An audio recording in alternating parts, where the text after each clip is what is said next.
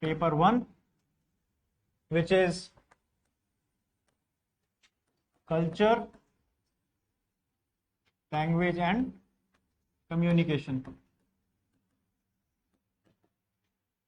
So this unit is more about linguistic anthropology and the essential components that are inherited into the world domain, because we know that culture and language they impact each other in one or the other way.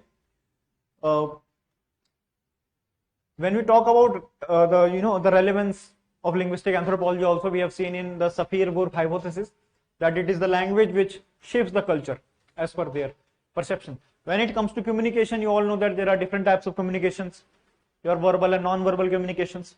Okay, you use different kinds of languages around you. There are different dialects which are there. Languages, they are being extinct, they are getting extinct, we are trying to preserve them.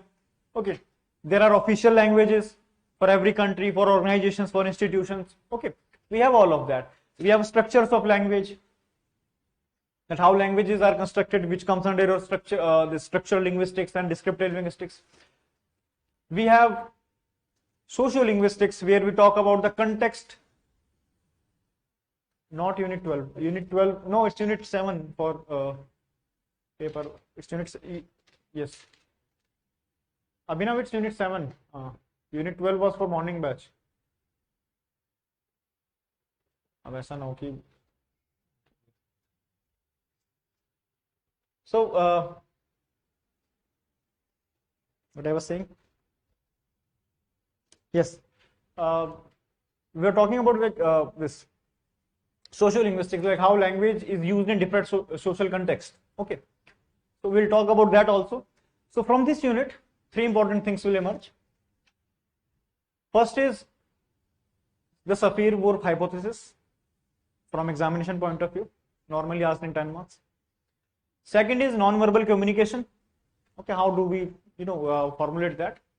And third is the use of language and social stratification, that how language is a representation of social class difference, ethnicity difference, gender differences which are there. Okay, these 3 are basically more important topics in that sense. Okay, we'll begin with the definition of language and certain characteristics of language first. Okay,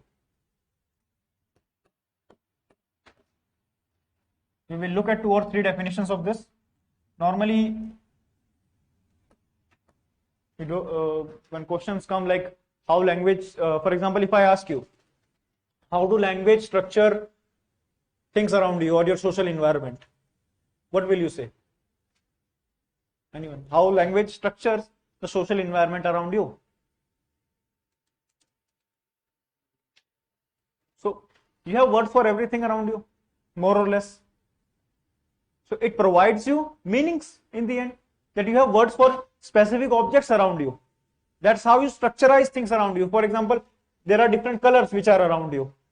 So based on that colors, you can say that, okay, there is a spectrum of colors which is existing around me. It makes sense for you in that case. But there are populations who do not differentiate between the wide variety of colors which we do.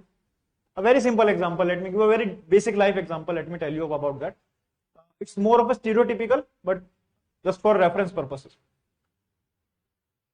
The way women differentiate between different shades of color and the way men differentiates, you can clearly understand that. Shades of lipstick, shades of makeup. A very simple example I am giving you. You have seen that movie Pyar Ka Panchnama? In that Kartik Aaryan say na, light pink, baby pink, this pink, that pink. So, but for men it is only pink. It's only a simple pink color. So you see how language differentiate the cognitive process of an individual.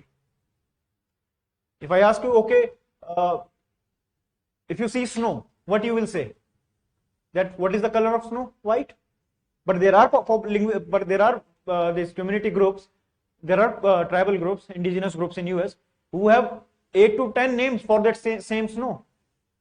A high snow, a low snow, dense snow, light snow, reflective snow, dark snow. They have different names for that. But for us, it is a single name which is known as snow.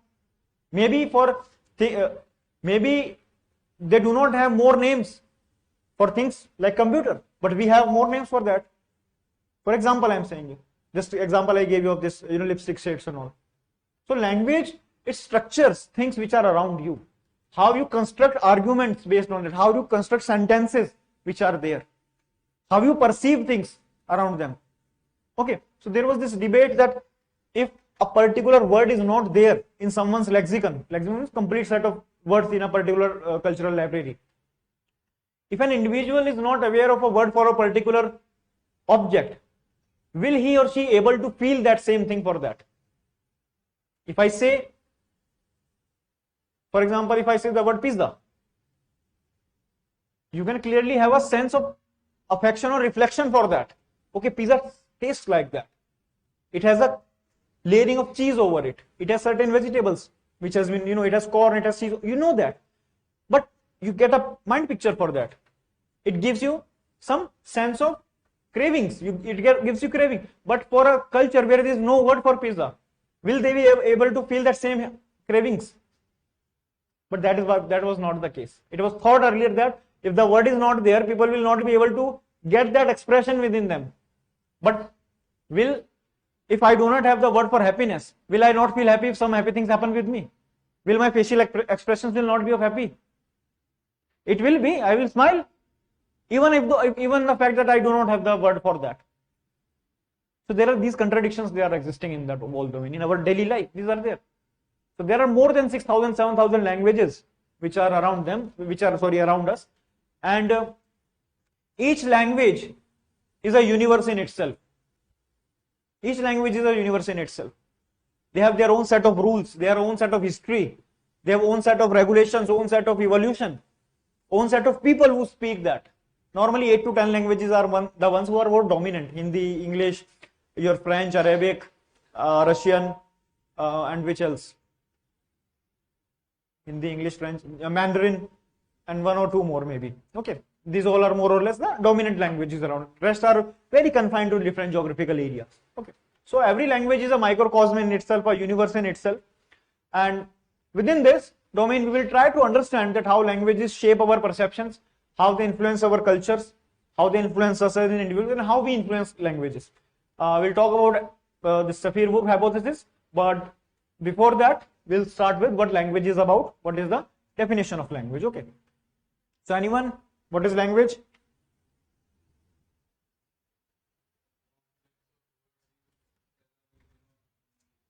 Okay, complex of words, user, medium, communication. Good. Anyone? It's a tool by which we can communicate with each other. It's a tool, okay, by which we can communicate. Anyone else? Which help to communicate. Set of rules which help to communicate. Set of rules, okay. There are set of rules. Structure is there, okay, good. Anything else about what a language is all about? By expressing words, okay. Expression through verbal communication means. So Edward Sapir says language is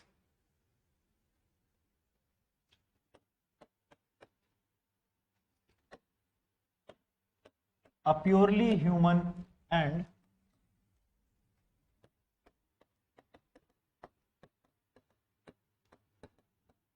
non-instinctive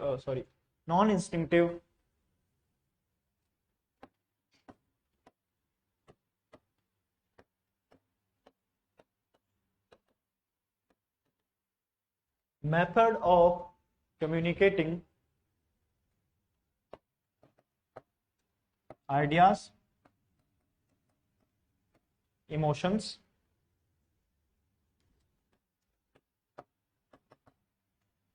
and desire by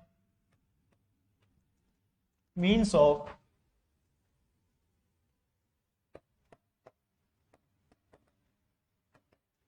voluntarily produced symbols. Ways to express, okay, mode of communication, yes. First thing, it's a purely human and non-instinctive method of communicating ideas, emotion, desire by means of voluntarily produced symbols. That means when you are talking of language, that means there are certain methods which you voluntarily means. What does the word voluntarily means? There are two words, no? Voluntarily. You do social service voluntarily. By choice, by self-choice.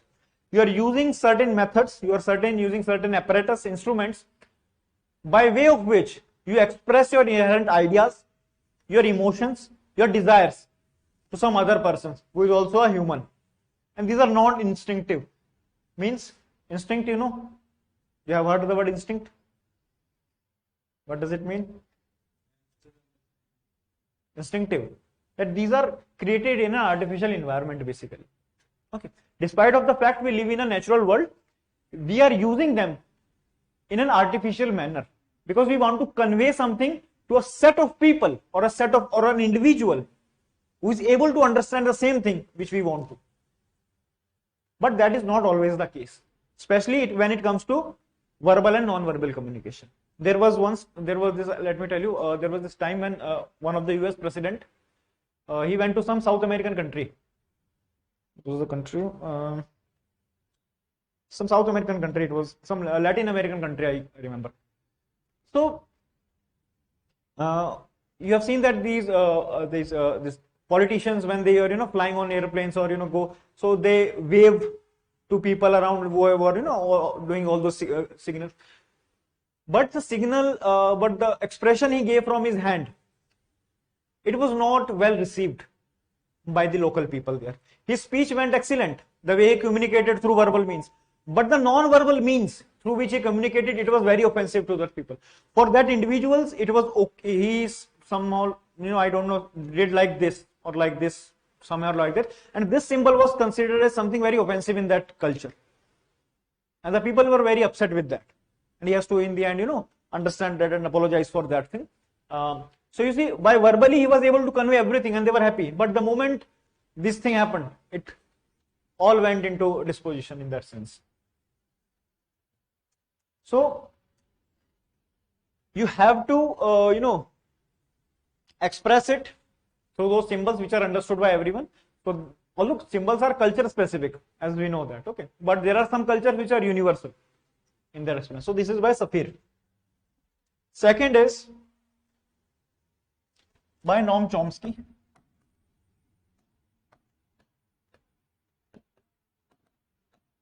Chomsky says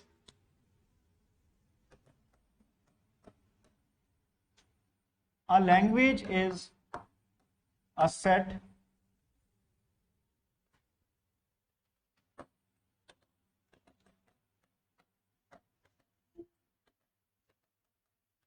finite or infinite,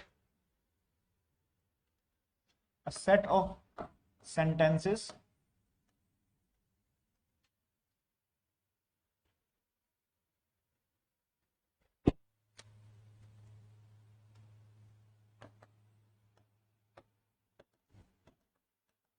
each finite in length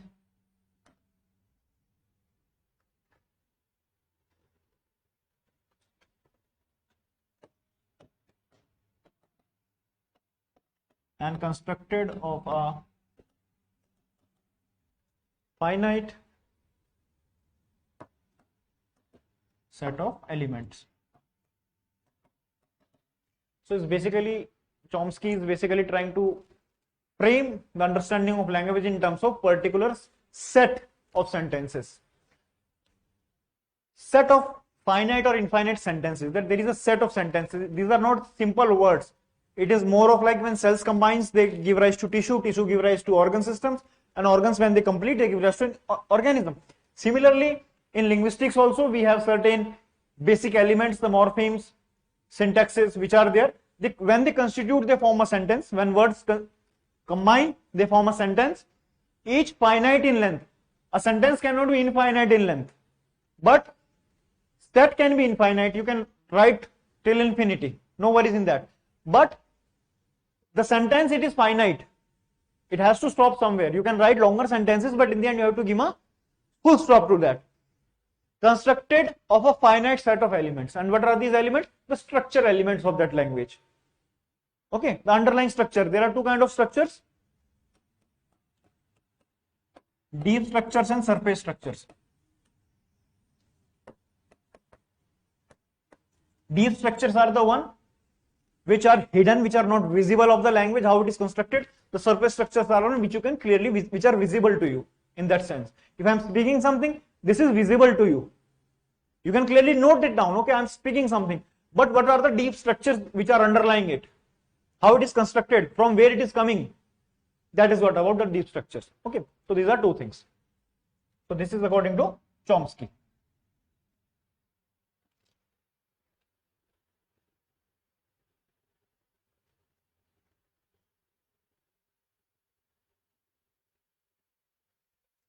Next is by Atchison.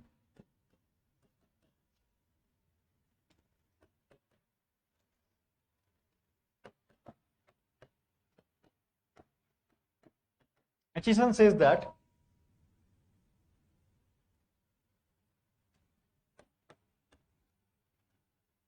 language is patterned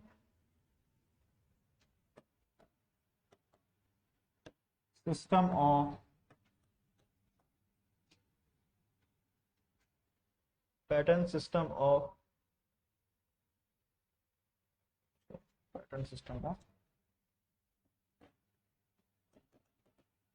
arbitrary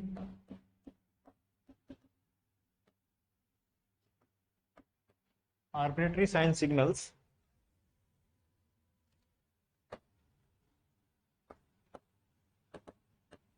characterized by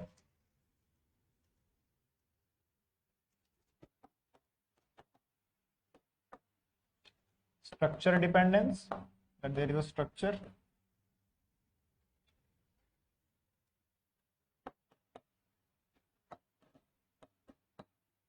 there is creativity,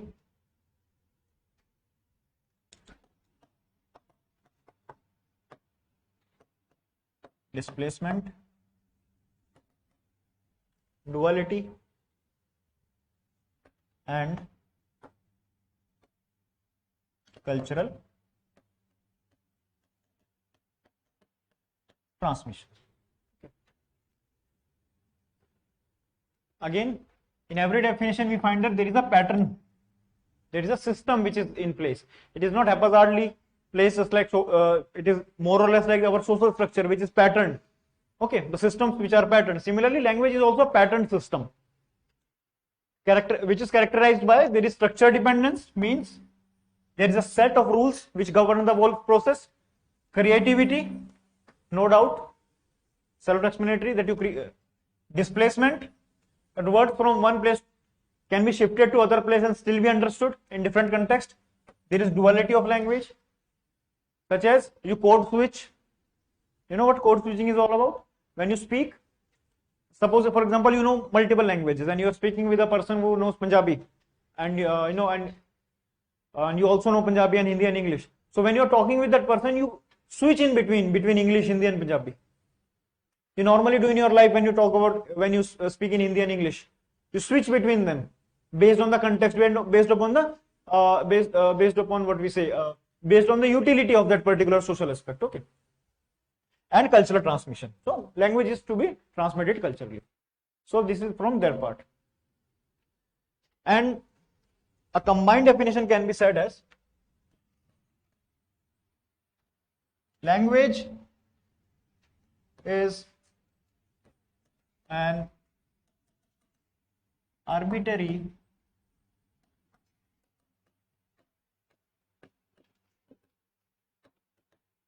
symbolic communication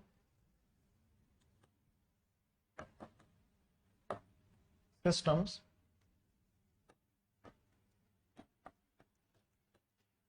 composed of both verbal and non-verbal speech used to encode one's experience of the world, that is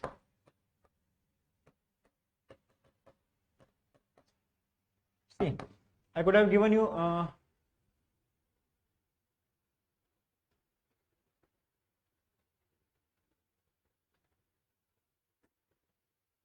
sir, in this class are only definitions or something else which is concept based. The class has just started, Neetu. So we are just looking at what language is about. Concepts will come forward and they will be there.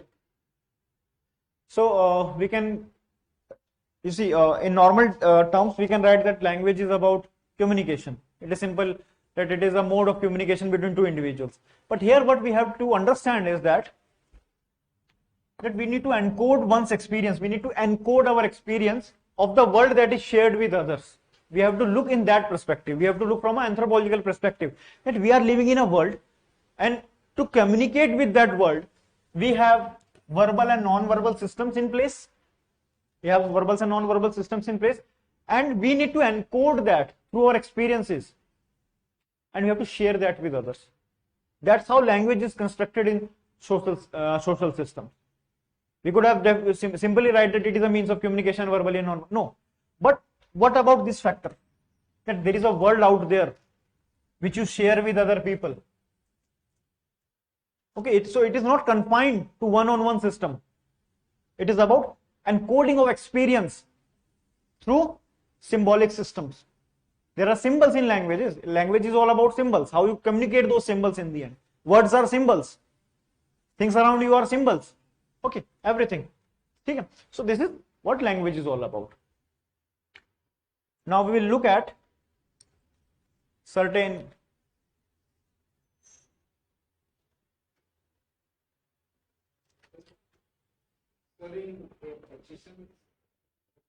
achievements.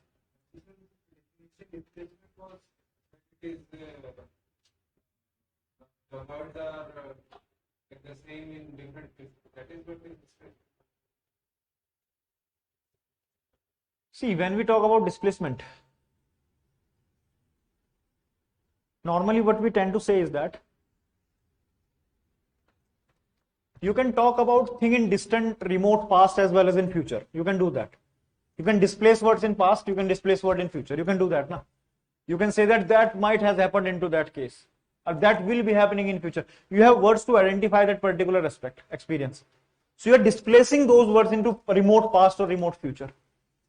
Displacement means that you are removing something from present context and you are placing into some different remote past or remote present. Oh, sorry, future. Okay, I'll just come back. So what we mean by displacement is that you can talk about something which had happened in the past or which might be happening in the future. So that's what displacement about. Okay. Encode one's experience means. You see, there are two words, encoding and decoding. So when you are communicating with someone, you always try to, if I say you something, you will decode that word. But when I'm saying that means I'm encoding whatever encoding means. So you will decode my message. I am the encoder and you are the decoder in that sense. Encoder is the one who is sending the messages and decoder is the one who is interpreting them. Okay. So whatever experiences you are having around you, you collect those experiences and then communicate verbally and non-verbally to the decoder or the person concerned. Then he will decode them. Okay. That's in that case. Elements are basically words. Finite set of elements. Sentences. What is Chomsky saying? Set of sentences, each finitely net and constructed of a finite set of elements. So these finite set of elements in a word. Basically, he is talking in terms of, see, there are sentences and there are infinite sentences. But to communicate, you need to have a set of sentences. You cannot just infinitely go on speaking about things. These set of sentences, they have an underlying structure within them. I told you there are two structures, deep structures and surface structures. Whatever we are communicating is the surface structure, and when you decode my surface structure, then only you will be able to identify the deep structures which are involved into that. Okay, that's it. So the characteristics or design features of language.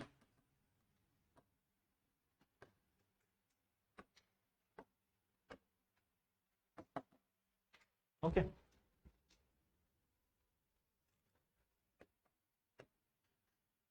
So linguist Charles Hockett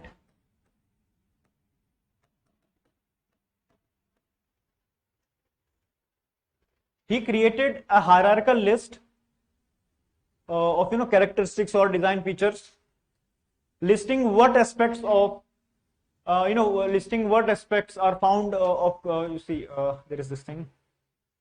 So he identified a list of certain aspects which are specific to humans and which are specific to all other these animals. Okay, so he identified those communication features.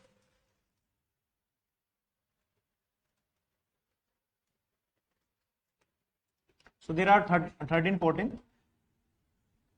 3 design features are found in all animals. Okay, all animals.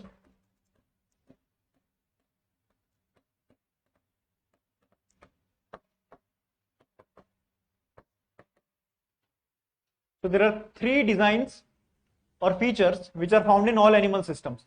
Your first is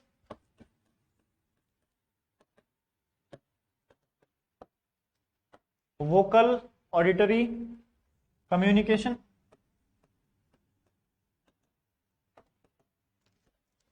Which means there are sounds which are produced and which can be heard. Vocal auditory system. That means there are sounds which are produced and you can hear them. For example, when the bird sings, you can hear that the birds are chirping and when the birds are singing. When a tiger roars, you can hear that. So those are found in all animal systems. Second is your semanticity.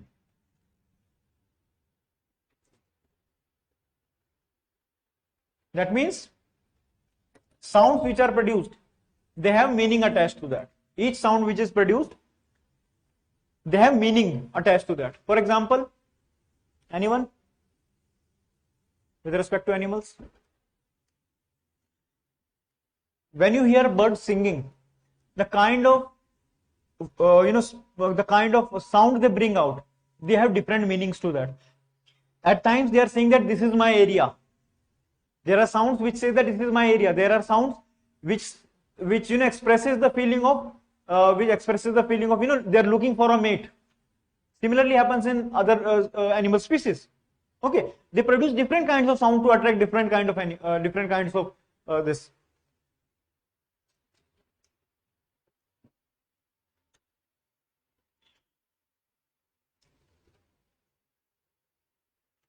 The third is the pragmatic function.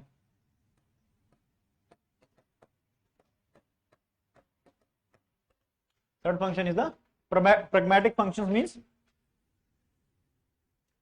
the communication system, it has a function. Okay, it has a function.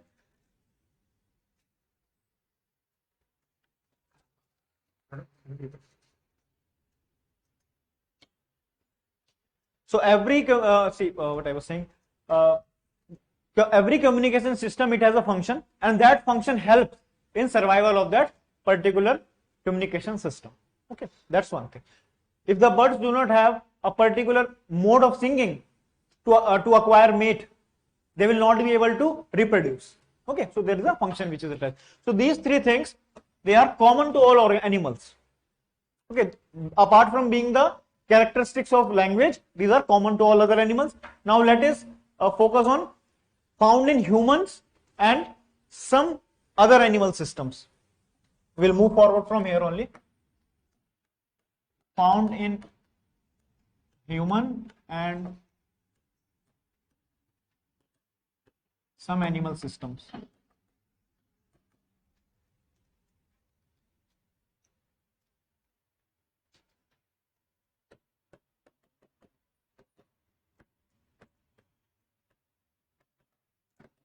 Interchangeability.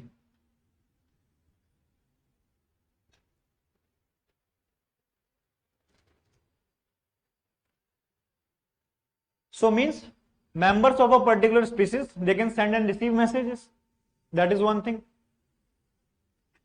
But this is not found in every animal's communication system. This is not found everywhere. The pattern of interchangeability is not found everywhere. For example, in some species of bird, it is only the male which can sing, not the female bird. Okay. It is only the male bird in some species of birds where it can sing, not the female which can sing. Okay. But in case of humans, whatever you speak, whatever you talk about, you can clearly exchange between two individuals. Okay, that is one case. So members of the species, they can send and receive messages. That is interchangeability. Okay. Next is cultural transmission. Okay.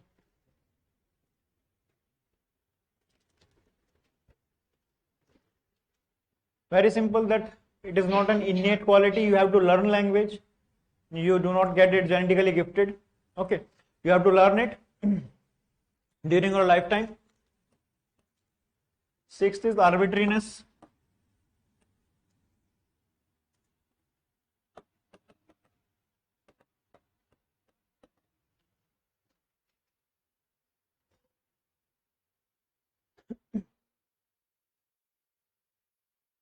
So basically, there is at times no obvious relationship between what you are trying to convey and what is being received. As I gave you example of the this US president, that there is never the case that whatever you are trying to convey and what is the receiver recepting from your message. That is never the case. It can have different meanings in that sense. The kind of, for example, just take the case in birds itself. Different species have different kinds of singing patterns. On one species, for example, a species is singing in A. They are singing A.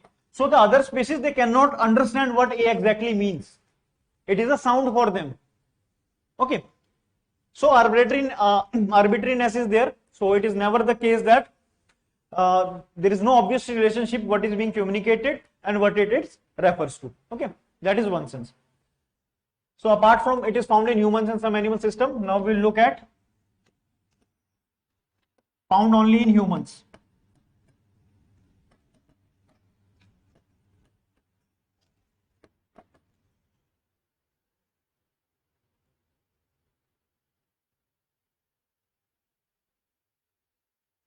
First is discreteness.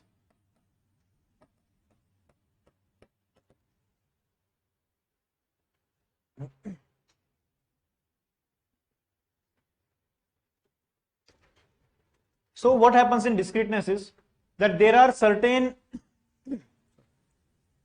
complex symbols, there are complex signs which can be broken down into distinct, repeatable and recombinable traits. For example, let me give an example to explain this. There is this word spot. There is this word spot. Okay. You can write it as tops also. It can be recombined to write tops also. You can also write it as ops. Write like this. So it is a discrete quality of language. Okay. You can also write it as pots like this. So there are these signals, they can be broken down, into redefinable, they can be broken down into redefinable characteristics, which can be understood by a different set of people. Okay, so it becomes a discrete quality of language.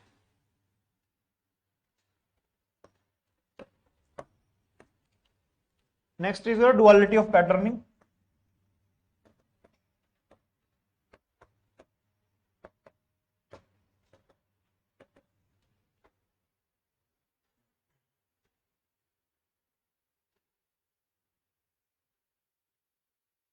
So distinct words or distinct sounds, they can be combined to form meaningful entities.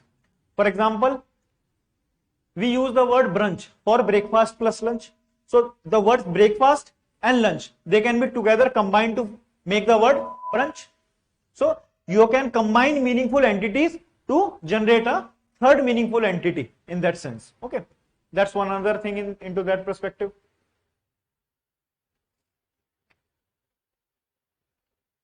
Next comes your displacement.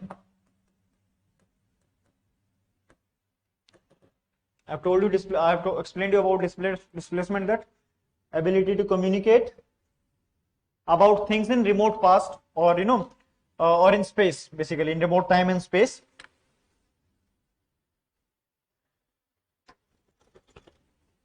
We can talk about things, for example, when you were in school, you used to talk about different sections, that this is happening in that section. Section A people are more studious, section C people are not as good as section A students. Things like that. You must be have heard, So this is about displacement quality of language. Okay. So to communicate things in time and space. You can talk about things which are in Rig Vedic times. You can talk about things which are in coming future. Okay. That's about how displacement do displacement into that.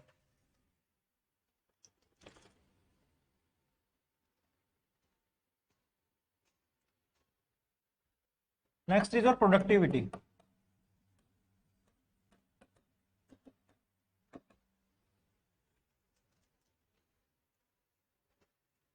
So the ability to express infinite number of messages, which are never expressed before, is the productive dimension, because you are producing something new. For example, anyone?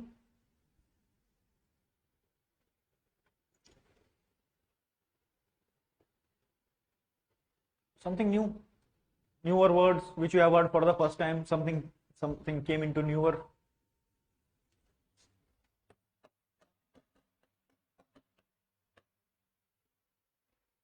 Was it existing before, the neologism of this COVID-19 came? No, it was not there.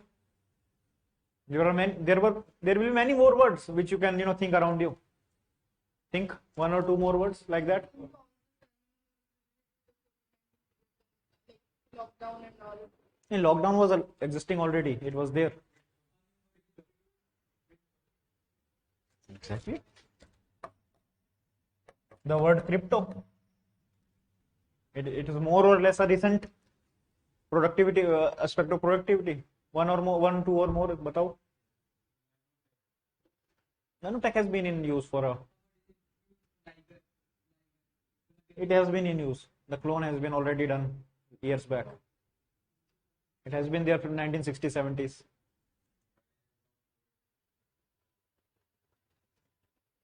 Bitcoin 10 years back.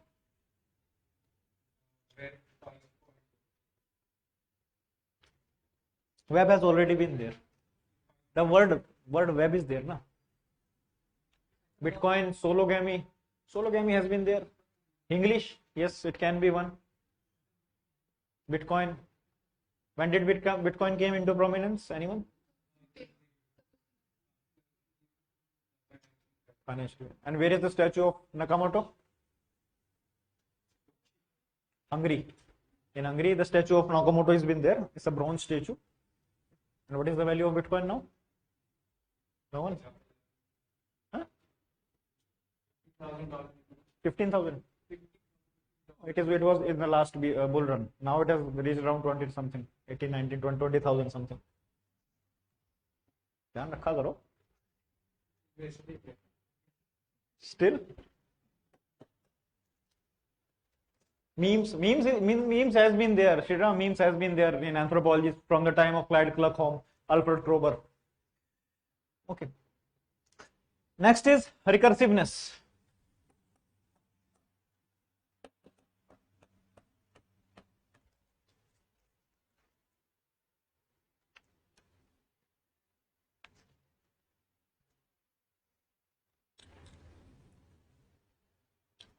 means there are complex signals. Okay, let me 3 lakh. Achha. Bitcoin is at 3 lakh. Huh? I don't think so. कितना crash आ गया market में? थोड़े दिन पहले तो अच्छा खासा था. Maybe. Okay. So let's talk about this word recursiveness. You must have heard of these, these Chandu के चाचा ने चंदू की चाची को चांदनी चौक पर चांदनी रात में चांदी चम्मच से चटनी चटाई. These are kind of tongue twisters, but still you understand that whatever that sentence is trying to convey to you, in the end it is about an individual with the help of a spoon which is silver is feeding to another individual. That is the crux of that sentence. But despite of being a set of complex set of words which are very complexly arranged, you are able to gather out what is the essence of that sentence. Let me read you out a sentence that he said that she said that she said that they thought that she said that she liked him. But the ultimate meaning is of the sentence is that she liked him. The ultimate meaning is that we were able to express in that sense, but we were able to get that. So that is about your recursive. Despite of having complex set of structures, within those complex structures you have more complex structures, but you are able to get what the essence of sentence is all about, your recursiveness.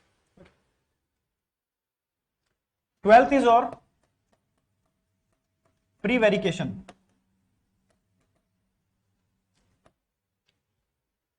Prevarication means the ability to be dishonest. We do not have to speak truth every time. Okay, we can lie. Okay, we can lie. We don't have to speak truth. That's about prevarication. 13th, reflexiveness.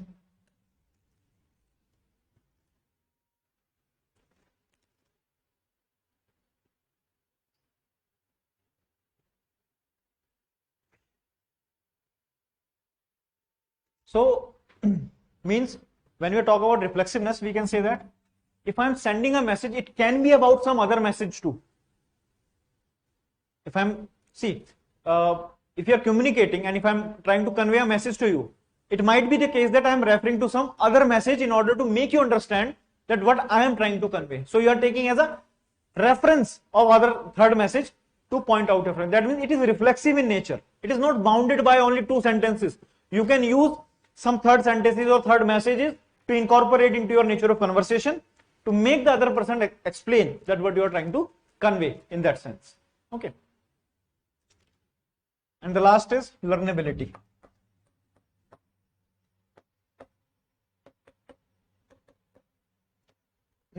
Last is learnability. The ability to learn language is innate and you can learn more than one language. It depends upon how well you perceive it, how well you understand it. Okay.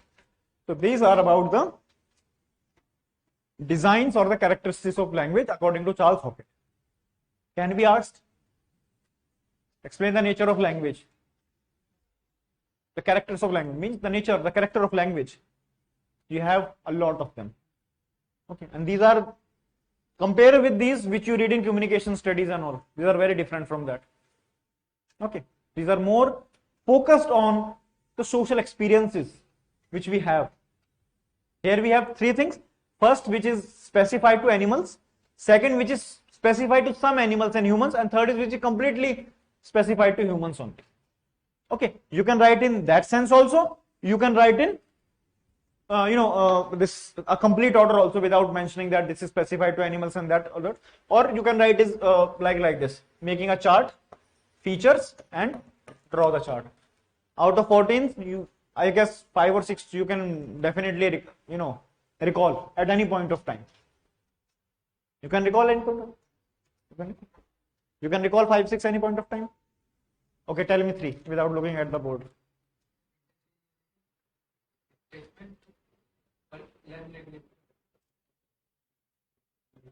Speak. Any two. Any two features. Okay.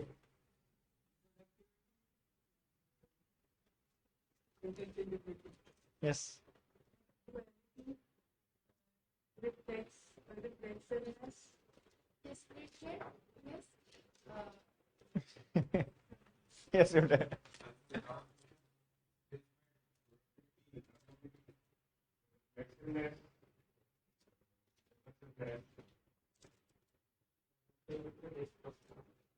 Okay.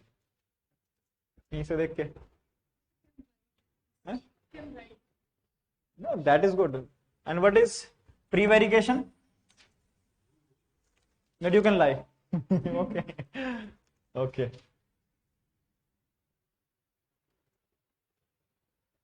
Clear? Okay. Now,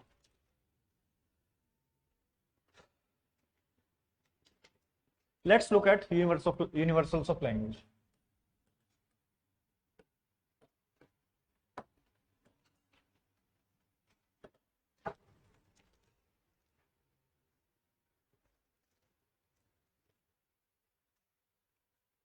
Means all human cultures have languages and we use language to communicate. Point number one.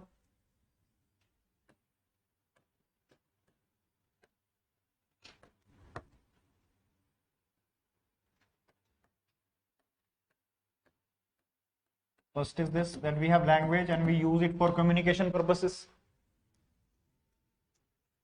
And all human cultures have a language mentioned in that. Second is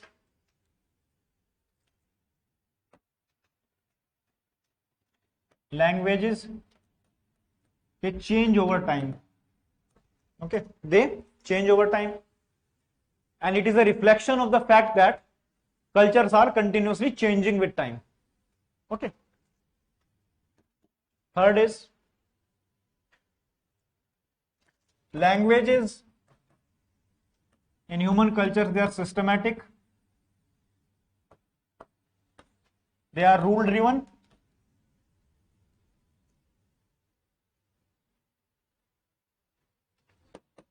all languages,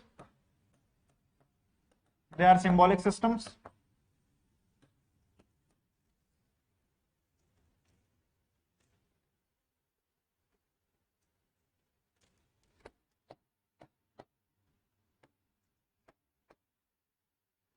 All languages, they have an order of organization of elements. Like there is a subject, there is a verb, there is an object. Anyone who is well acquainted with the rules of grammar? Subject, verb, object. Anyone? No one. You know rules of grammar? Subject, verb, object. Not noun, pronoun. Where we should see, there are these speeches, na, direct speech and indirect speech, where there is an interchange of object and subject. Ram said, huh? The narration is, narration is basically, it's more or less the same thing. Where they say that I went there to have tea. To have tea, I went there. They speak like that. There are sentences like that. Ram said to Sita, she will coming on Monday. Things like that. They come to change active to passive voice, passive to active voice, things like that. So in that you start with that, I was told by him that she will come on Saturday. Things like that. So there is an object or an order which is there. There is a presence of similar basic grammatical categories, like your nouns, pronouns, okay, all of them, and verbs. Order, within order of organizations, you also have variations, okay. Remember that there is variations which are there in this order. Every language, it is made up of discrete sounds which are called as vowels and Consonants. How many vowels are there? At which numbers?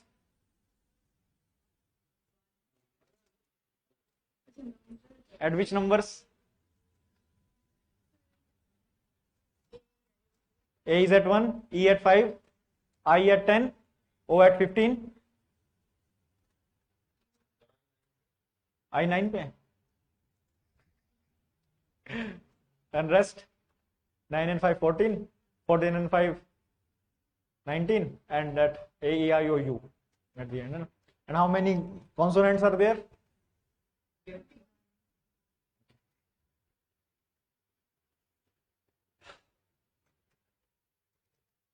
And at last, there is duality of patterning.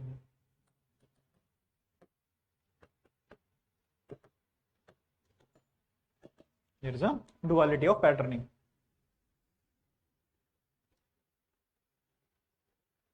Okay.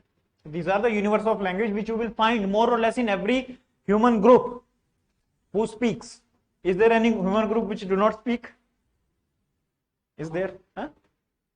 Who? Don't they communicate through sign languages? And language is more about communication verbally and non-verbally. A system which is pattern. They communicate through this. ASL, American Sign Language. Okay. This is the most prominent one. Now, clear, simple. Moving ahead.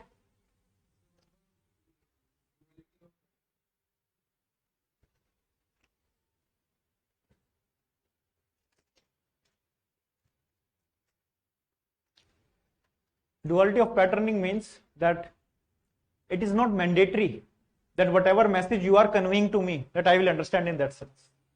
Okay. Yes, double meaning. Example, double meaning, anyone?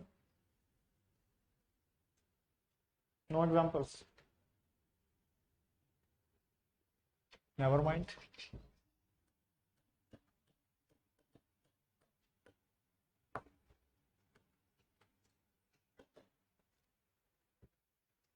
Functions of language.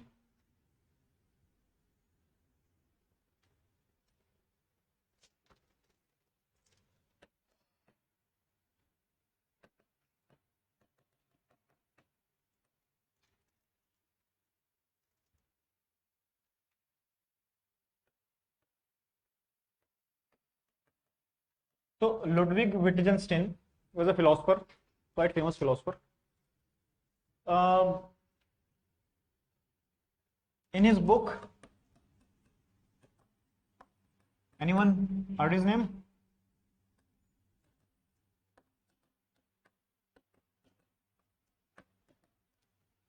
Ludwig Wittgenstein. In his book, he points out many functions of language, such as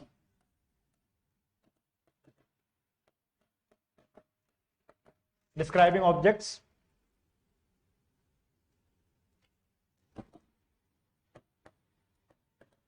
reporting an event,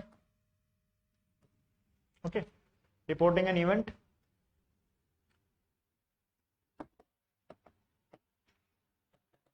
expressing one's speculation, okay, expressing one's speculations about an event,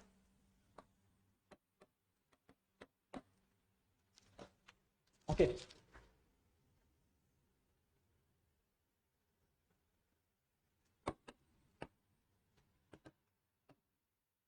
making up a story, which the candidates normally do. I was not able to focus, that is why I was not able to clear the exam. Okay. I was not able to complete the paper. Huh? Okay. Creating and telling a joke.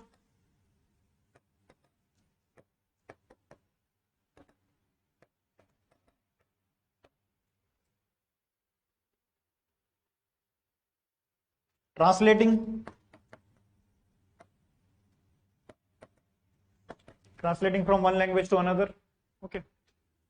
Asking, greeting, cursing, giving orders and praying. All of that normally. Okay.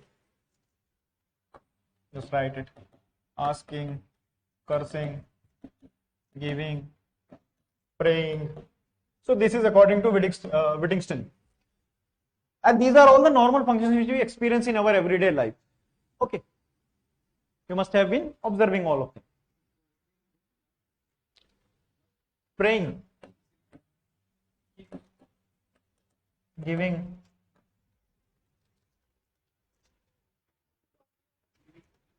asking, cursing, giving orders, and praying. So these are some functions which you must have been experiencing in our everyday life. Okay, in a very common sense. But what if we change them into more refined systems? Must have that. These all systems can be structured down into 5 important functions of language. This I am writing because of the case that if you are not able to understand or you are not able to recall what are the functions of language, you can remember the name that it is Whittington. Wittgenstein in his book Philosophical Investigations, and all these functions you know your everyday life functions of language, you can write them down. But linguistically we have 5 functions. Your informative function first, the informative functions of language.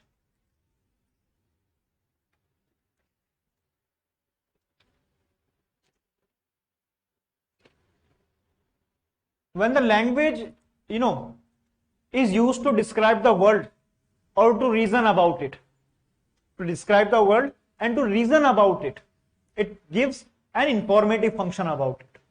Okay. And the best example of informative discourse can be the language of natural sciences. Your physics, chemistry, biology, they are all trying to express or describe the world out there through the language they use. For example, when you're talking about this speed, you say it is distance upon time. You can measure that. You can clearly see that it is moving on that speed. When you're trying to formulate laws of gravity, laws of all of that, you can see that they are working in practicality. The language of biology, that okay, this is how an infant is born, when zygote forms, when further stages develop. So the main function is to describe the world or to reason about it, that how it is structured all around. And laws of this natural sciences are the best one in order to make us understand that. Second function is your expressive function.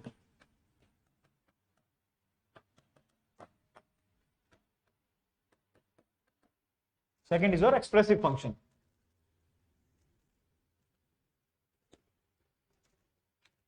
Expression in terms of your emotions, your attitudes, your feelings, your desires. Language serves as a medium to bring them out from your inner experience to the outer world. So it is about expressive functions. So basically it is about, and also expressive function, basically it is about to yes, it is about more about expression of the feelings and attitudes, perceptions you have within you. So it is more about that, and your emotions, your attitudes. But take the case of these.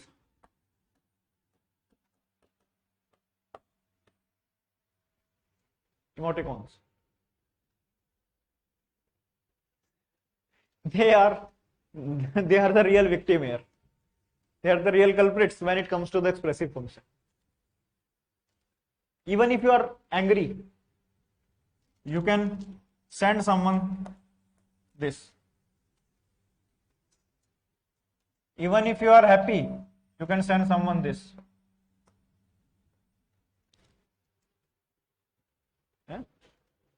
So the coming of digital technology, it has altered the harmony of expression in that sense. But it is a function of language. Which function? Prevarication. That you can lie about it. Okay, you can speak a lie in that sense. So these, nowadays this language is this. Whatever we are, typing on mobile phones, all of that. Now, coming of these languages that How does they write it? No, this not. This one, this TTYL. Huh? Yes, talk to you later. Some more? ASAP is very old. IRL. IRL also is there, but I don't know what is this. Anyone else? FOMO? Yes, fear of missing out. BRB? Be right back. Okay. You also use word in them. Numbers also. Just tell me which numbers we can use. T2L. Any else? Huh? 9. Oh. And this also. F9. Fine. Huh? Right, R8. So these are these texties.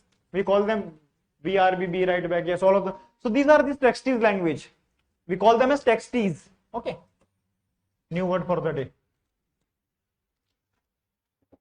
But I don't really found them much interviewing to write in my conversations. So this is the expressive function. Next is your GOAT, greatest of all times. Who is GOAT? Okay. Anyone else? Anyone else? Virat? Anyone else?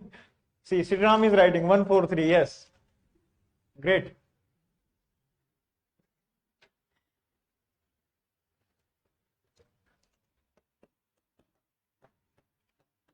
Directive function, which relates to your commands and orders. Okay, it relates to your commands and order.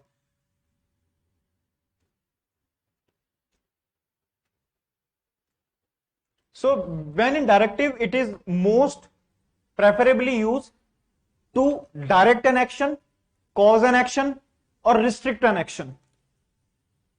The simplest example is your commands and requests. If you request someone to provide them sample notes, that's a directive function. If someone commands you, you are sitting in the examination room, someone is saying sit straight, that's a directive function. If someone asks you to prepare for the examination, that's a directive function, that do that. It is you who have to do that. That is not an informative function. This informative function is mine to teach you out. Okay. Next is performative function.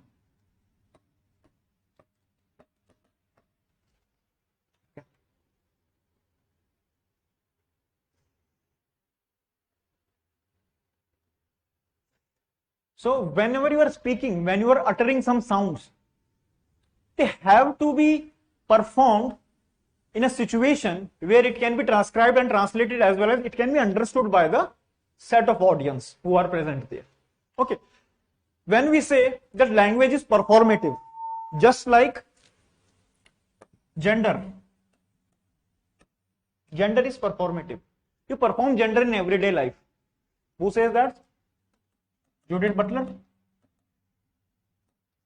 That gender is performative. You perform gender in your everyday life through your social actions.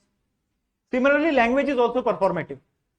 You need to perform it in everyday social realities. Your expression of experience is through the encoding.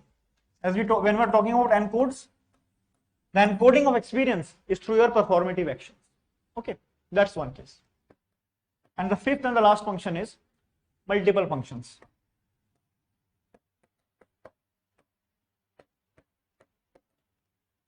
The multiple functions which are there.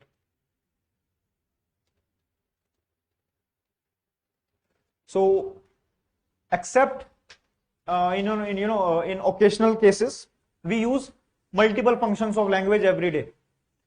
So these four basically, they are occasionally used. You are not using performative actions 24 hours a day.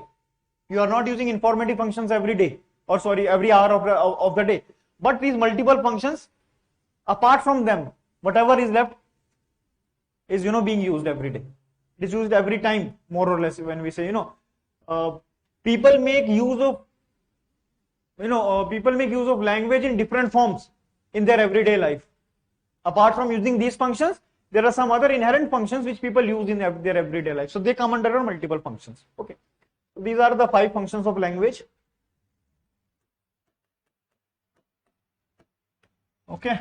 Now you have definition of language, Charles Hockett's characteristic design of language, Ludwig Wittgenstein's features of language, and other functions of language. Okay.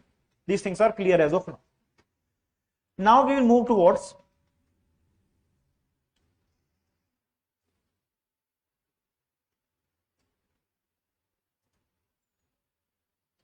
first. Today we will begin with this non-verbal language. Okay. Non-verbal communication, we will begin with that. There are 2 types, verbal and non-verbal. Yes, we'll begin non-verbal.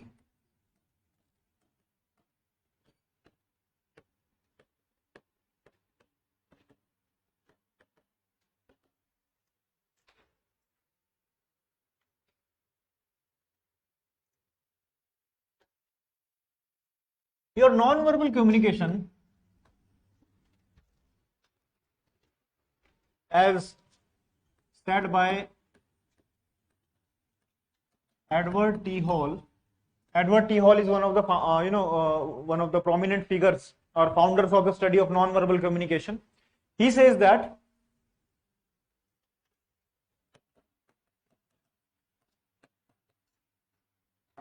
time talks and space speaks. Time talks and space speaks.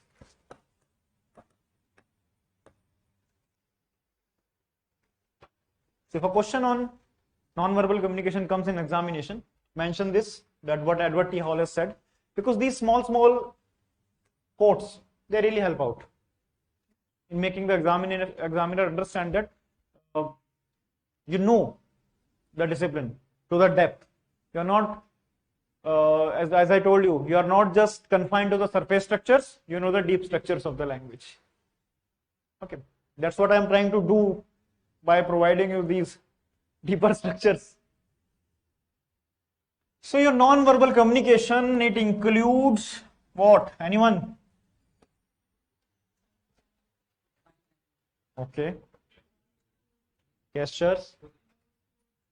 Morse code. Okay. Has anyone used Morse code? No one? You have used Morse code. Do you remember where it was used? Huh? Interstellar.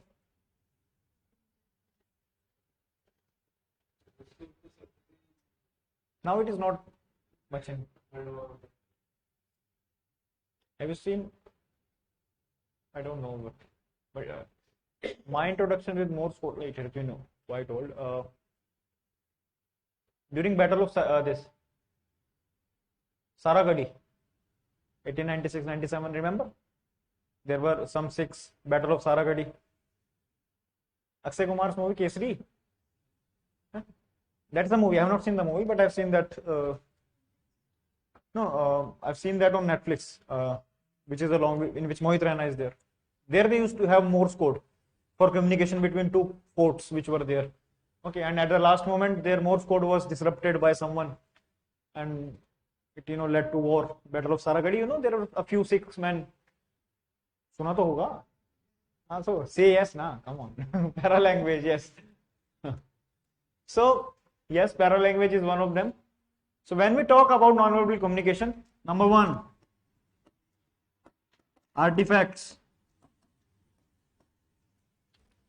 Ever thought of artifacts in non-verbal communication? Second is haptics. What is haptics? About touch, how you touch an individual, analysis of touch. Chronamics means Chrononyms means time. Proxemics.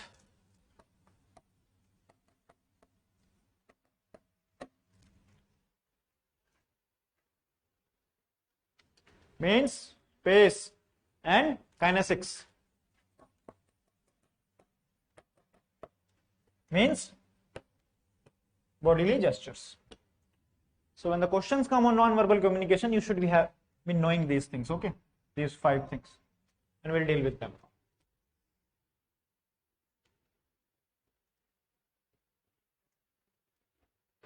Okay, we'll begin with artifacts.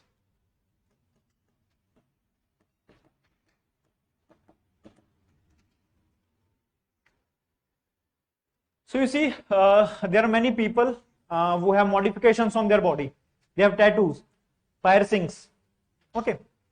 Some of them have tattoos on their body, like there are certain tribes in Northeast, there are tribes in China, in Africa also, who have tattoos on all over their bodies. There is this community in UP or Jharkhand or Madhya Pradesh somewhere.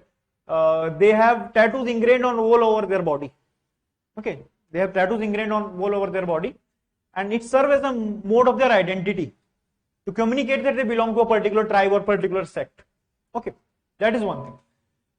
Clothing, jewelry, your piercings, body modifications, they send a different kinds of message. Okay, for example,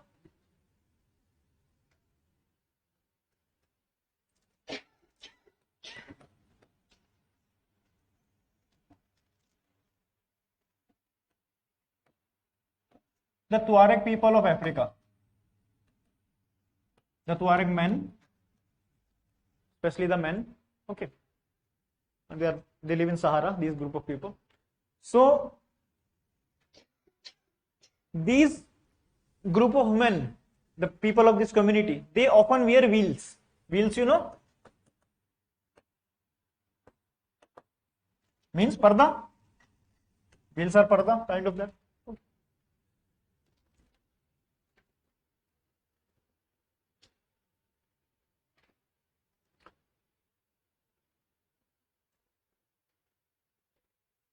The Tuareg man, he only, he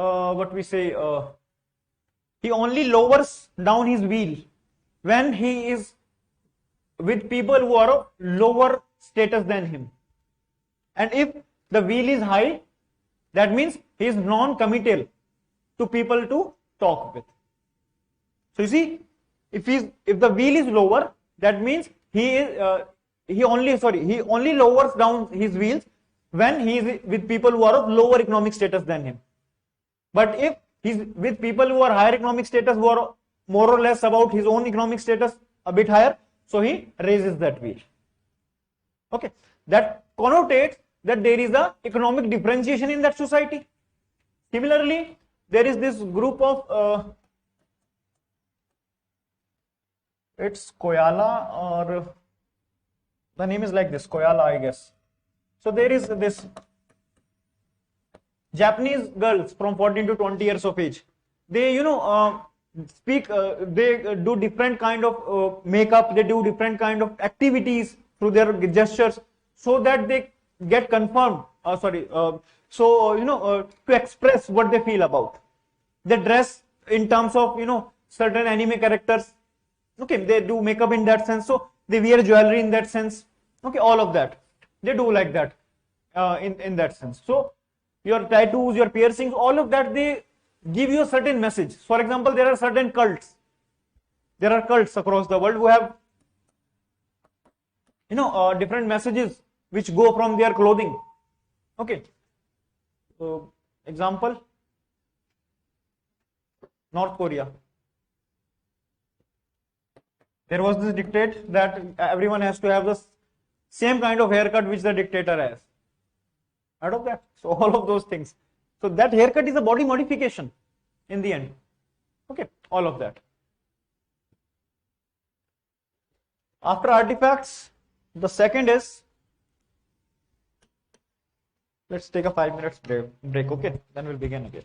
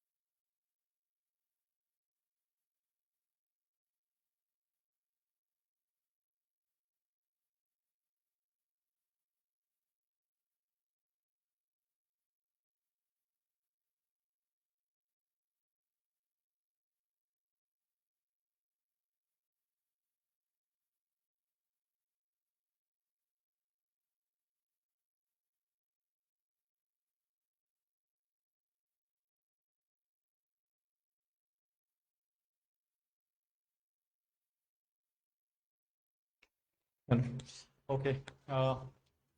Let's now move towards the second, which is haptics.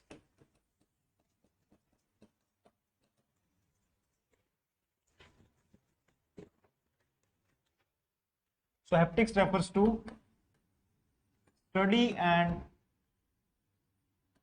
analysis of touch.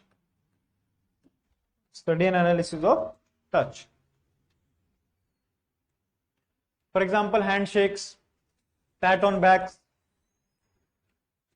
or head, kisses, hugs, all of them, they come under your touch aspect. So it's the study and analysis of how we communicate through different kind of touches. If someone is giving us, well wishing, he will pat on our back, in a very different manner if someone is punishing us, just like teachers used to punish in school. Okay, all of those times. Okay, yes, and based on the analysis and study of touch, societies can be divided into contact and non-contact ones. Contact and non-contact cultures.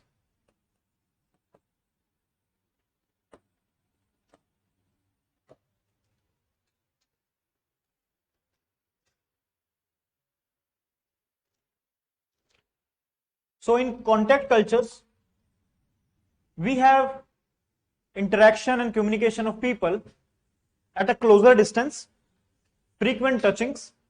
Okay.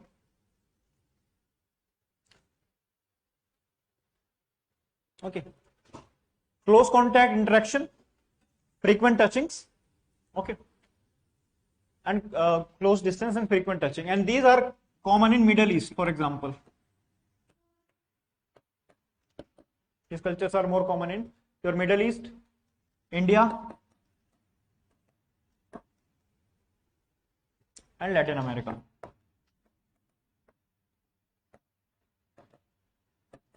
You must have seen, within our own societies around us, we do not communicate by, standing too far with each other.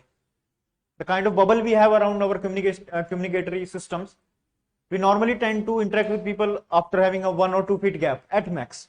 Okay, so we are, even when you are talking with your friends, you normally use element of touch in that sense.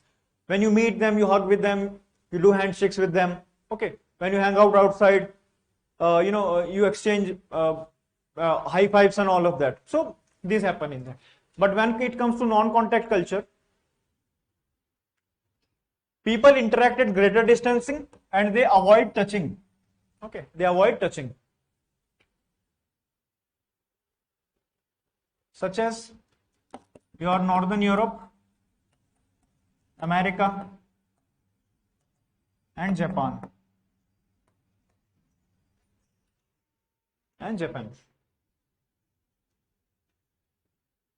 Here you will find that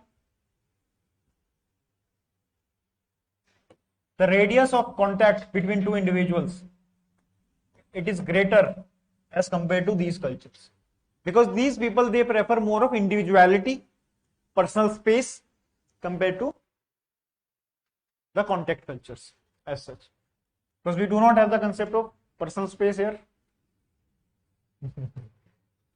Okay, just joking. Okay, so this is about your haptics. You all know whatever we have in that: handshakes, hugs, kisses, pats on back and head, all of that. That comes, whatever we do study analysis through touch comes under our haptics. Okay, contact and non-contact cultures. Third is your chronomics.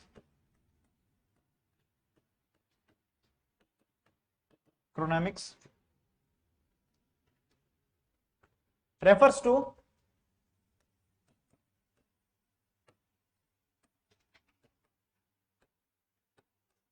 study of cultural understandings of time, that how time is being used to communicate. And Edward Hall, he divided culture based on understanding of times as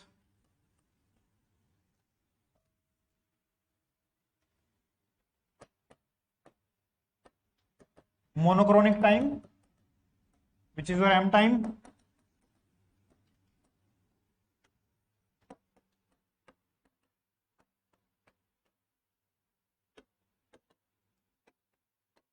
and non-monochronic time, which is your N time.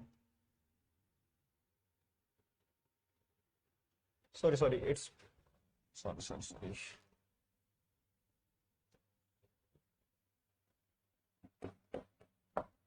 That was indifferent.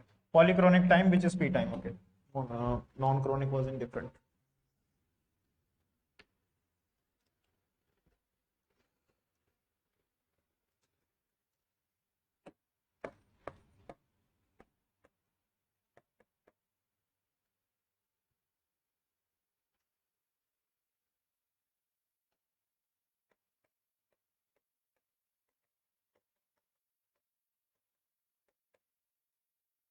So Edward Hall says that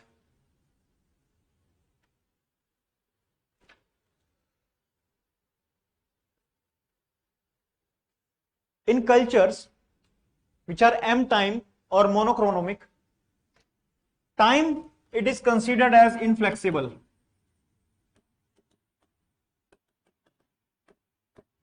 Time it is considered as inflexible, and people, they organize and schedule their lives. Okay. And people, they structure their day or structure their time with respect to schedules. So scheduling of an individual's life events is the characteristics of monochronomic time, where time is considered as inflexible and you have to structure your meetings, events, everything according to a schedule. You must have heard of that. On Sundays we will go to church, on Fridays we will go to park, on Wednesday we will go to school. So these are schedules which have been already designed, that at 8 a.m. I have to leave for work, at 5 p.m. I will be back, and work hours are very strict in that sense also. Okay, so they are monochronomic in that sense that they are specified with schedules, that no work emails after 5 p.m. In France it is like that, no work emails after your work time is over. It's like that in France. But is it same in India? If you have logged in, work till the time you are at home, just keep on working. So it is different in that sense. But in polychronic culture, it is time is understood as fluid. Okay, it is understood as fluid in nature. And social activities which are performed in polychronic cultures, they are not understood as something which is defined by clockwork. Okay, they are not scheduled as such. The social interactions which are performed in polychronic time, they are not shaped according to the clocks. They are not according to clockworks. Okay, this is that schedules like that all of them. A simple example, Indian marriages. What is the time of arrival of the Bharat? 5 p.m. In the card it is written. And at what time it will arrive? 10 p.m. Okay, a very simple example. So time is fluid in our case. You have to wait. A very simple example, another. When you go to pick up your mates, you have to wait at times. You can understand the symbolic value of that example. It applies to both, although not this one case. So it applies to both of the genders. Okay. हाँ? क्या होता है? UPSC के? सबके साथ होता है. More or less, we all are the victims of that. Of polychronic time. So it is completely opposite. Okay, more or less, it is completely opposite of that. So it is about cultural understandings of time. Here you have to reach for the meeting on time. Here it is not like that. Okay, reach 5 minutes, 10 minutes later. No worries in that case. They are very much defined with time. But here we are more relaxed in that sense. But that relaxation will make us suffer during examination time. Then we have to complete exam in 3 hours. Okay, so we should not take time as completely fluid or completely inflexible. It should be semi-flexible or semi-fluid in nature. Okay, that should be the exact case to maintain a balance. Next comes your proxemics.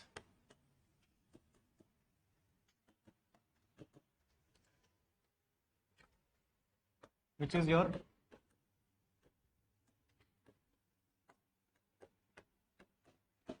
social use of space.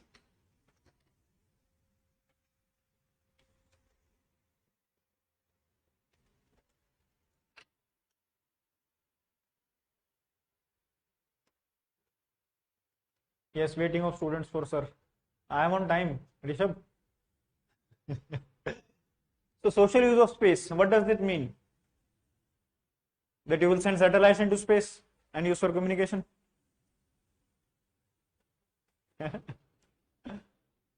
So how do you use your space to communicate? Basically, that is the thing. So Hall identifies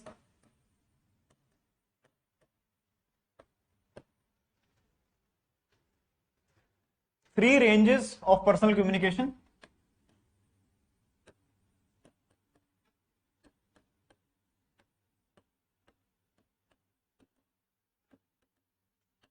Three ranges of personal communication.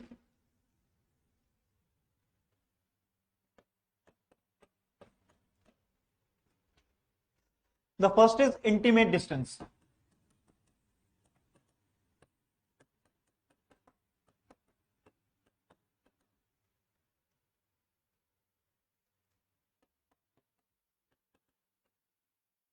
One to 18 inches, very near, very intimate distance.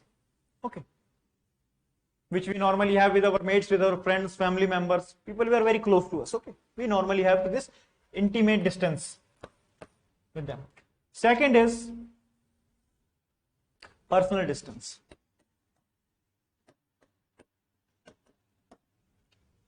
Second is your personal distance, which ranges from 18 inches to 4 feet. Ranging from. So normally the relative strangers, when you go in metros, when you travel in buses, when you travel in different on the streets, everywhere. So normal the distance is 18 inches to 4 feet in areas like this, Karol Bagh and all of this area.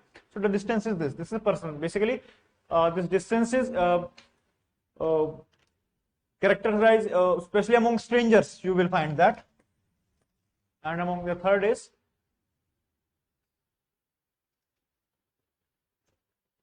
social distance.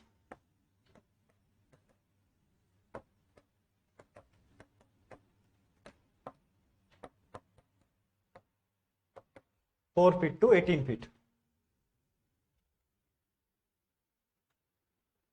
Sorry. Wait.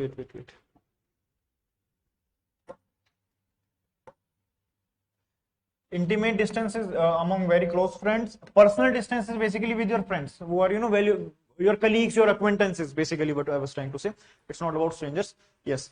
So among your colleagues, your friends, people whom you're coming with to coaching and all of that. Then comes the social distance, 4 to 12 feet, which is characterized by relation with the strangers, as we say, okay, with the strangers. And all these these distances of social distance are impacted by your circumstances and gender. Okay, these are impacted by your circumstances, gender, and individual personality.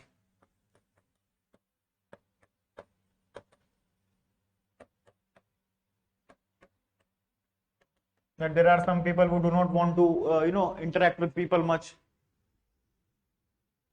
Introvert kind of, some wants to. So for them this social distance does not exist as such. They are completely into personal intimate distance every time. Okay, there are ambiverts who are more into personal spaces at times, making a fine balance. So more or less like that. Okay, so this social distance is 4 to 12 feet. It comes from here, use of space. So the concept of social distance कहाँ से आया? यहाँ से, ठीक है? From Edward Hall's work. Clear? Simple? Easy to understand? Next comes your kinesics.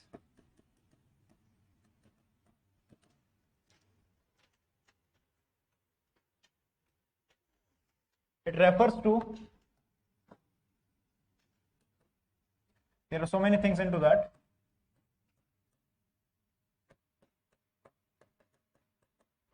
Your body position, movement,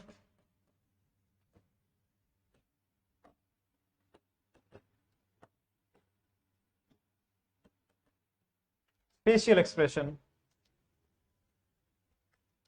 and gaze. All of these comes under your kinesics part. We also use postures.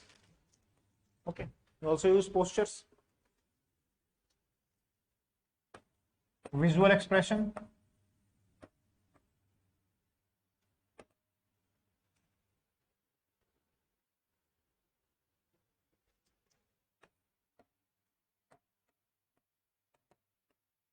eye contact. Okay, to communicate different forms of feelings, different forms of emotions to the other individuals. There are certain universal expressions which are there, such as smiling. Smiling is same in every cultural group across the world. Okay.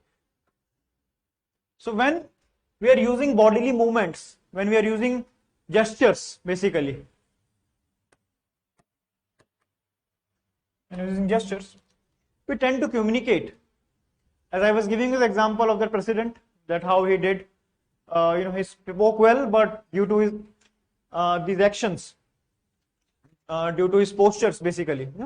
And when we talk about postures, we say that if someone is, you must have heard that someone is sitting hands crossed, he is in a defensive mode. All of that. If someone's legs are, they are very much, what we say, kind of hyperactive, in sense that that individual is eager to walk out from that place.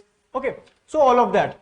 The way you create eye contact with different kind of individuals around you, it expresses that whether you are interested or not into that whole. Okay, visual expressions, that how you perceive things around you, how you see things around you. So it can help you in expressing, or get things decoded in front of you.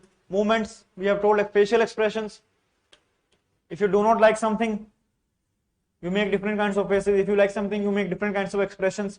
Okay, that they also communicate certain kinds of thing. Okay, body positions, they are also, when you go for interviews, the panel, they clearly see that how confident is your posture, the way you walk inside the room, what are the message you are conveying to them. Okay, each individual have a different tempo of walking, tempo of body position. Everyone has a different one. Okay, and there are these institutes of professional development, personality development, who work on these aspects of an individual to crack these interviews and all.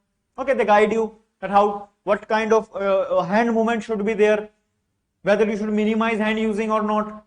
Okay, movement of hands or not, how you should make an eye contact with other person. So all of that, and eye contact with other person by not making them feel uncomfortable. Okay, that is the case.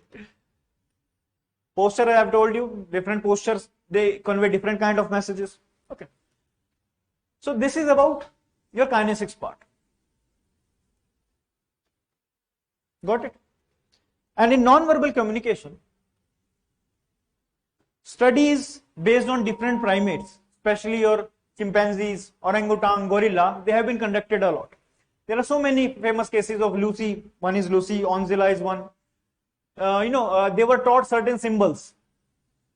Okay, they were taught certain symbols, that this is the symbol for that, and they literally learned about it. These non-human primates, they learned those symbols when they were being trained by specialists who were the primatologists, specializing in those behaviors, all of that. But there was this curious case of a girl who was kept hidden by her parents in US for around 10 to 14 years of age. She for 4 years, she was taught linguistics, grammars, everything, that how to acquire language. But she was not able to, learn language beyond a 2-year toddler. The way a 2-year or 3-year individual speaks, a toddler speaks, She was only able to learn till that level because she was never exposed to language. Whereas certain non-human primates, when you make them learn, when you socialize them using these symbols and all of that, they can communicate with that. There was this case of an orangutan who knows around 150 symbols, who can clearly distinguish between what is good, what is bad, how to get food and everything. So you see, it's all about how you socialize the whole structure into that. We'll come on to that. Okay. Next, we'll deal with what? What should we deal with next? Origins of language. Verbal communication, you all know.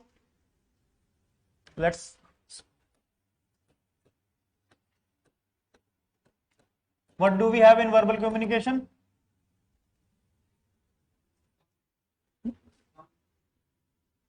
There are so many things which is there in verbal communication. That is why I was leaving it for another class. Because here we have to read with syntax, morphemes, semiotics, all of them. Let's do one thing. Let's deal with origin of language once. Okay. Let's talk about how language originated. Historical aspects of language. Okay.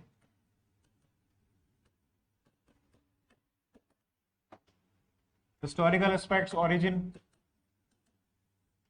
Biology, so we don't need to know. Okay, that you will read in physical, I guess. That how the shape of larynx, it has all been. But I'll show you something.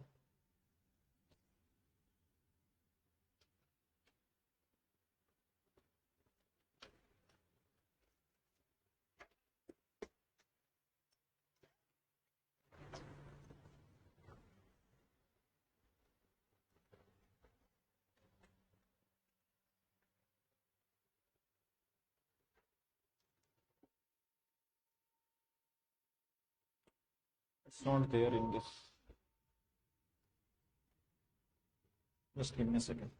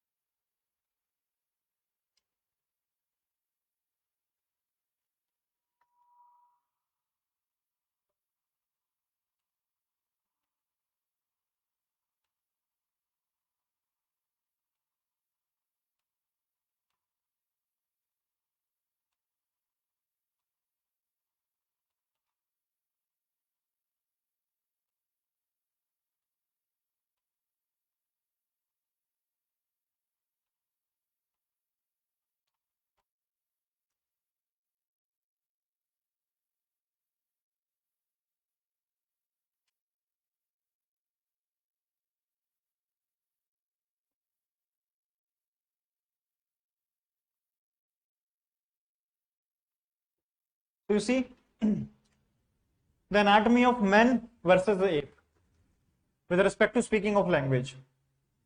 Okay. So you will find that just give me a second.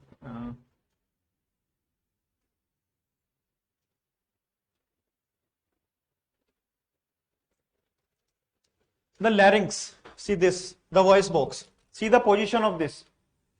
The larynx, it is here, the voice box. During course of evolution, when the erect posture it came into prominence, you have this foramen magnum at the base of skull. It shifted to the center. So your spinal cord which enters from there. Your whole spinal cord, it enters from foramen magnum. Also larynx, the voice box, where is it? Yeah, okay.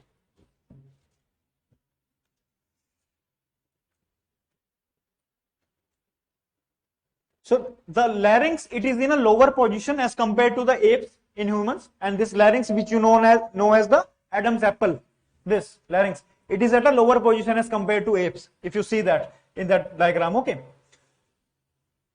And because the larynx is at a lower place, it creates a longer pharynx, which is the throat cavity. This pharynx, you see, it is longer in men compared to this. It is shorter in them. Oh. Okay, it is shorter in them, but the thoracic cavity it is longer in men as compared to them.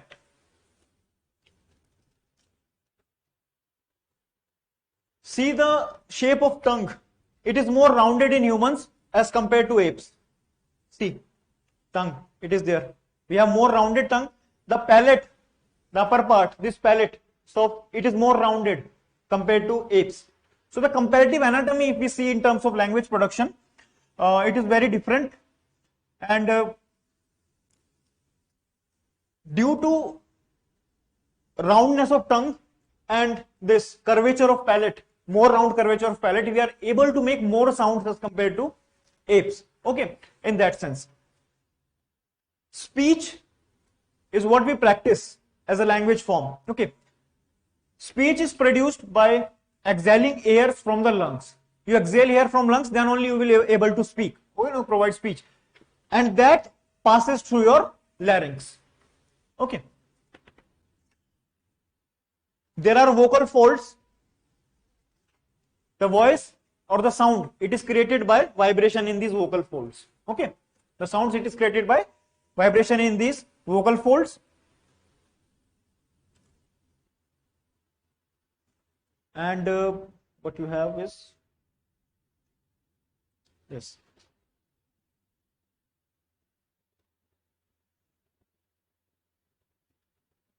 So basically, just to understand that there are three important things. One is your vocal fold, the vibration of which leads to production of sound, and then here is a small area which is when it becomes narrower, then more high pitched sounds are produced. Okay, then you have this palate, more rounded, leading to more production of sounds. Higher difference between this larynx and your this pharynx, giving more rise to this cavity, which is not present in your apes normally. So this is just a small introduction into that. And we have different areas in brain and different lobes into brain. We have Broca's area in left frontal lobe. Is there a skeleton here? We have Broca's area in left frontal lobe. That means this is the frontal lobe. This is the frontal lobe. Suppose this is the frontal lobe, and on the left side you have the Broca's area. Means temple, near this place, near the temple your Broca's area is situated, and you have the vernix area. Okay, vernix area is also there, just behind the ear where the temple bones is situated. Okay, now let us deal with some evolutionary perspective of language. Okay, this is just simple. If it basically, it will be asked in physical part, that erect posture, speech, language, biocultural variations. So these diagrams are important. You can draw them when it comes to this. There's this. If question comes on, biological origins of speech and language, you can draw them in that sense. Okay.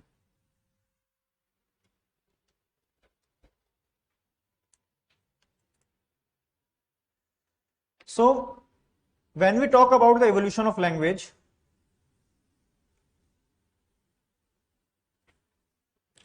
there are three perspectives.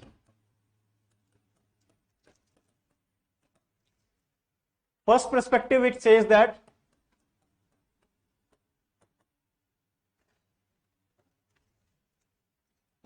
with emergence of genus Homo, certain language sounds, it came into prominence. Okay, one perspective is that.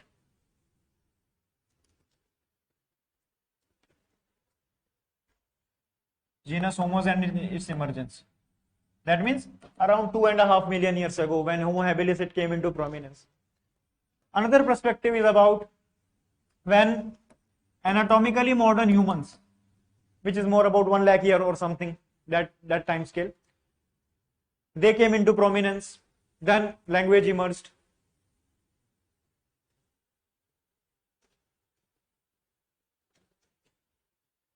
But current cultural evolution, this cultural evidences, they suggest that verbal language, it began to develop around 10,000 to 50,000 years back. 10,000 to 50,000 years back, when early modern humans, they achieved both mental as well as symbolic thinking capacity.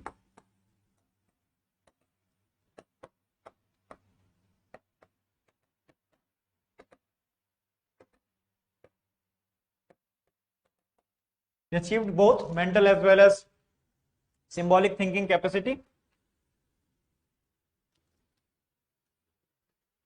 And your facial expressions, your gestures, they all were important features of early human communication, as they are found in primates also. Because to understand human behavioral systems, mode of communications, we also need to rely upon primate communication systems. That how primates communicate through sign languages, through symbols, through different sounds which they produce. Because within them also, there is a set of languages, symbolic language which is present there. Like in these chimpanzees, there are silverback chimpanzees who are the elder ones. So based on those symbols, they can identify these are the elder ones. There are dominant individuals in that also, that who will command the whole group. Okay, so they produce different kind of sounds when they are angry, when they are happy. So all of that.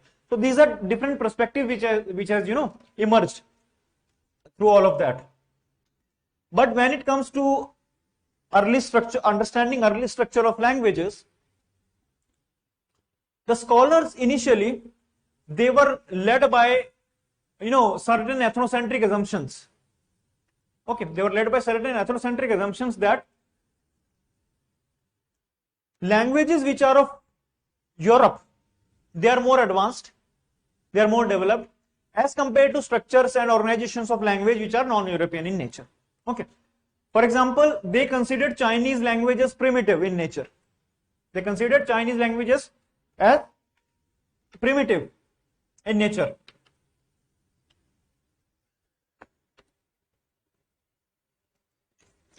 But we know that this is not the case. We know that Chinese language is not inferior to English in any sense.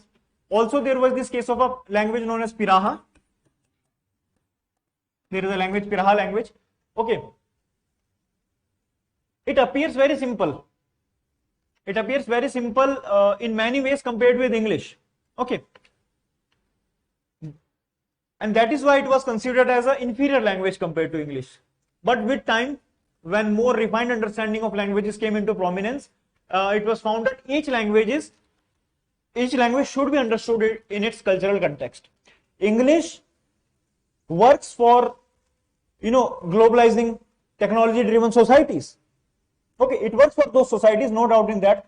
It works for consumer-oriented societies.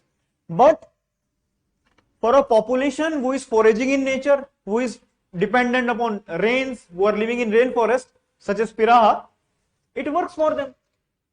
It works in that particular cultural context. English might be a global language in that sense, but the context of Piraha language is related to the foraging systems they have developed amongst themselves. Okay. That is why, despite of the fact that these languages, they used to be called as frozen in time, that they have not evolved, such as English and other languages or Stone Age languages, we need to move with cautions while understanding these languages which are of the foragers, hunters, horticulturists, of everything. Okay. So when we talk about origin and spread of language in that sense, we normally deal with historical linguistics. Okay, we deal with historical linguistics where we study the language changes through history. And it relies on many specialized methods which compare which compare the phonetics, the syntax, meanings, the structure of languages over time. There was a great vowel shift.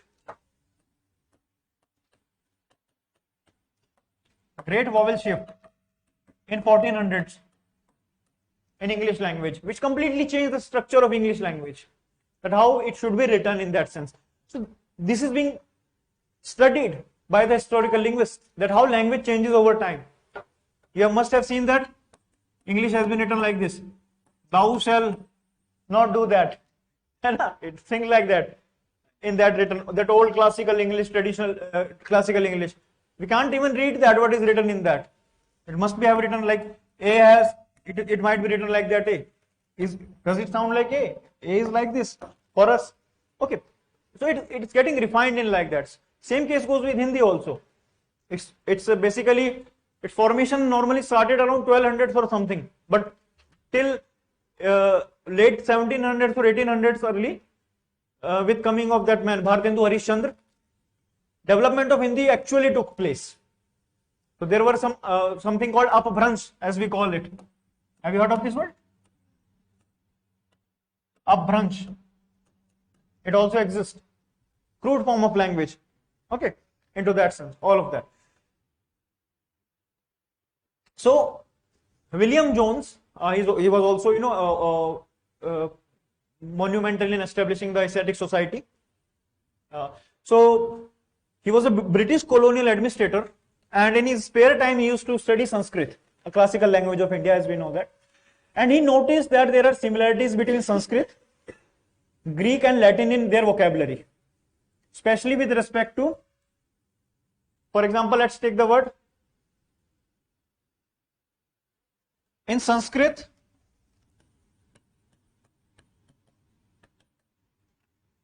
And English, there is a word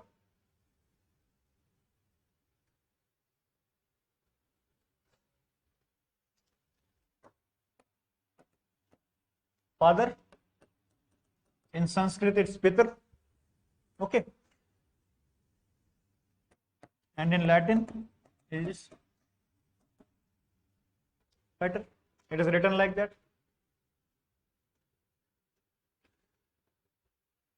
And in Greek,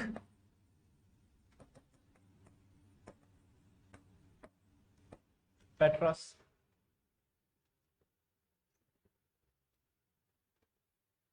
So you see there are very much similarities into their structures, into their deep structures. Pitr, Patr, Petras, father. The way they have been created, the underlying structure is more or less the same. The deep structures are same, although on surface they are different. When you pronounce Pitr and when you pronounce Patr, they more or less demarcate a common connection, which was missing during the time when colonialism was on their peak. So this was a very important discovery at that point of time, especially when the Orient, we were the Orients at that point of time, when the Orient was completely understood as separated from the Europeans, because Europeans, they considered English as the highest form, but when it came to this connection which William Jones found out, it became very imminent that there has been a connection between the languages. Okay, and so using comparative evidence and comparative evidence from historical, and contemporary Eurasian languages, we were able to derive that there was a proto-language for most Eurasian languages. Okay, there was a proto-language which was called as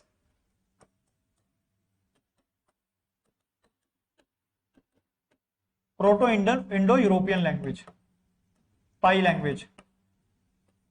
That there exists a Proto-Indo-European language, the PIE language, which is at the root of every language in that sense. Okay, and when we study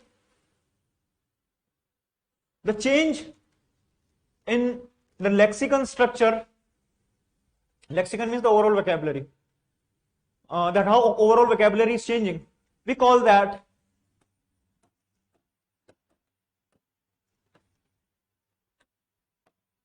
getochronology or lexicostatistics. That how many words are getting deleted from your lexicon, how many words have been added through the time frames. Okay.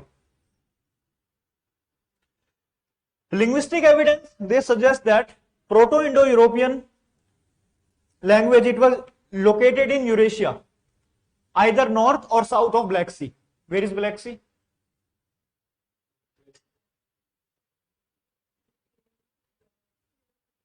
Nearby Ukraine. It was closed for trade recently. Now it's now open few days back.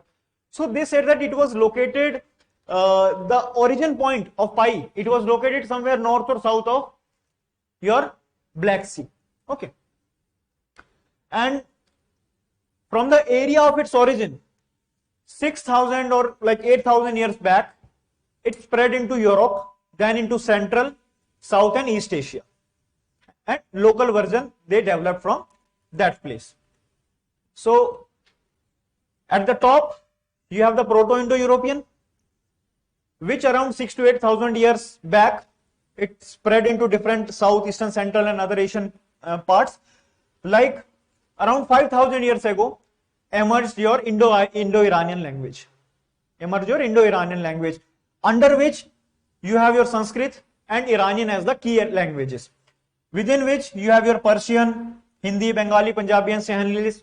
All of them, they are under Indo-Iranian and Iranian languages. Around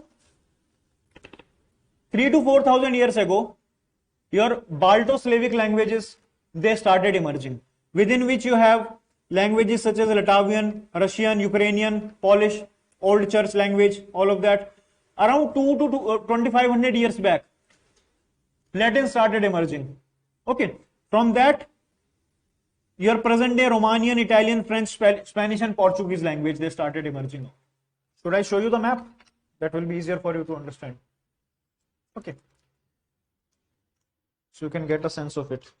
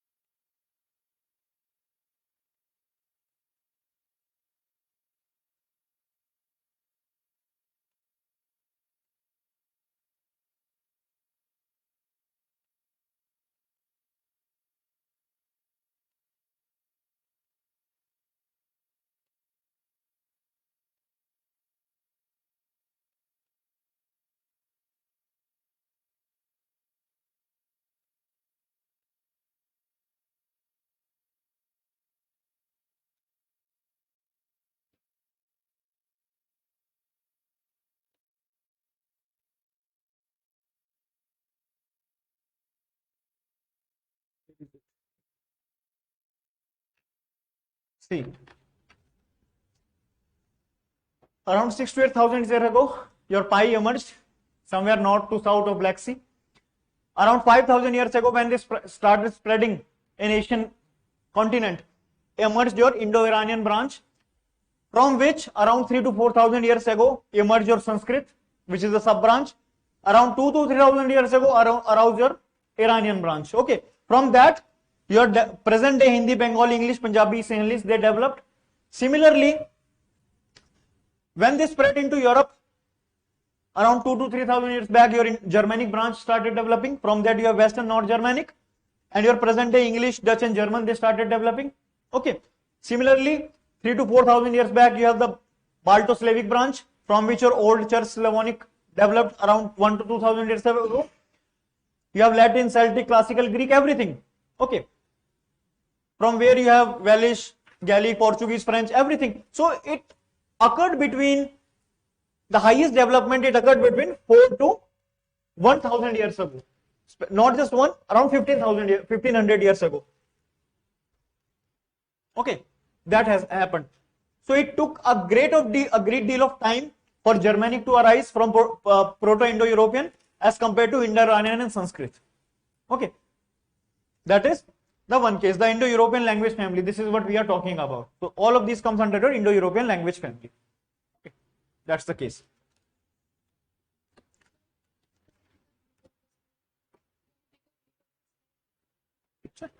take it.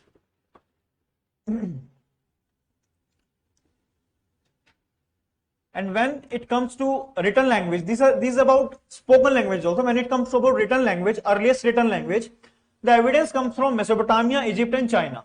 Okay. And the oldest writing system, it was used around 4th millennium BC in Mesopotamia. And all early writing systems at those point of time, they used to have logographs. They used logographs.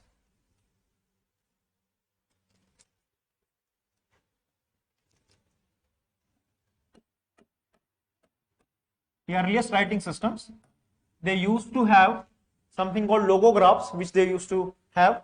That means signs that indicate a word or syllable. Okay. Signs that indicate a word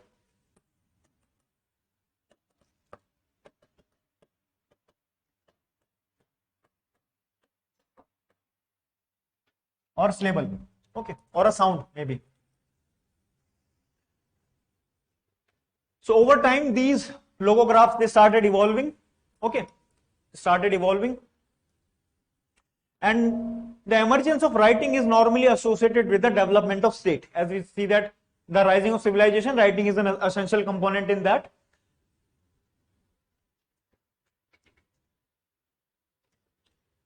But there is an exception in that. When we say that writing is an essential part of the rise of state,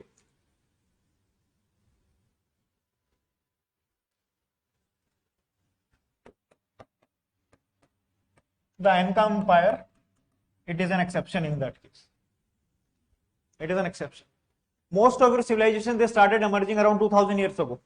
They were when? 14th century, near over that time of point of time they were existing. And these people, they used Khipu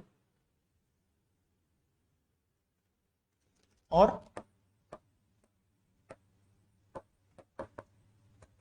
these Khipu, they were chords of strings of different color. The chords of strings of different color, chords of knotted strings. Chords of knotted strings of different colors. Okay. For keeping accounts and recording events. Till date, scholars are not sure whether they were used for keeping accounts. Okay. And how does it serve as an actual language function? The Khipu, this system. Okay. Whatever may be the case, despite of the fact that language being an essential feature of civilizations, within the 14th century, Inca Empire still relied on a system which was not written in as such. Okay, it was that case.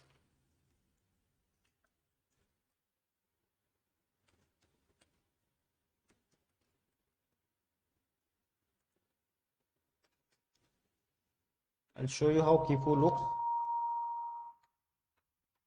So you can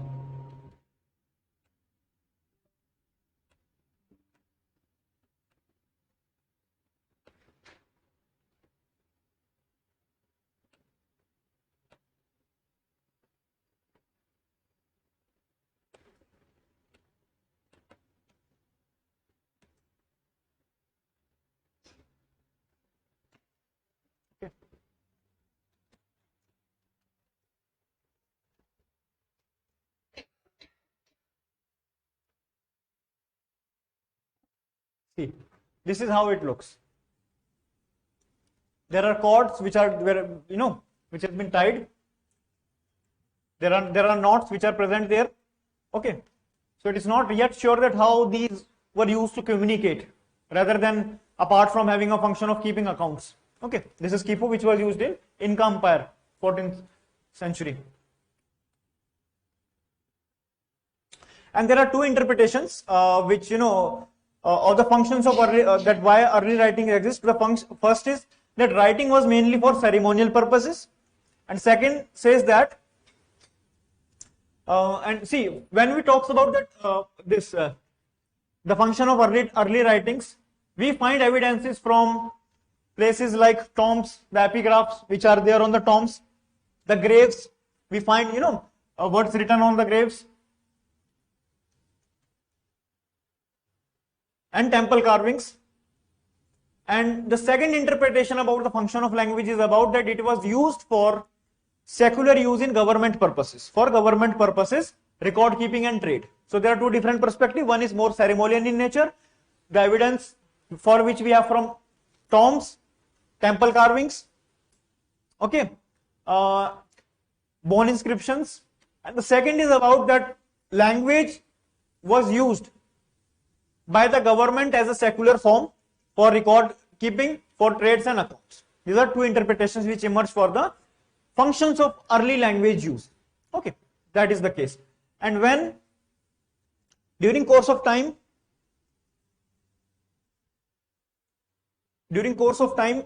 when especially when when the Europeans just started invading the aboriginal lands, not the Europeans, basically they were Dutch, French, Portuguese, British, all of them. Then emerged your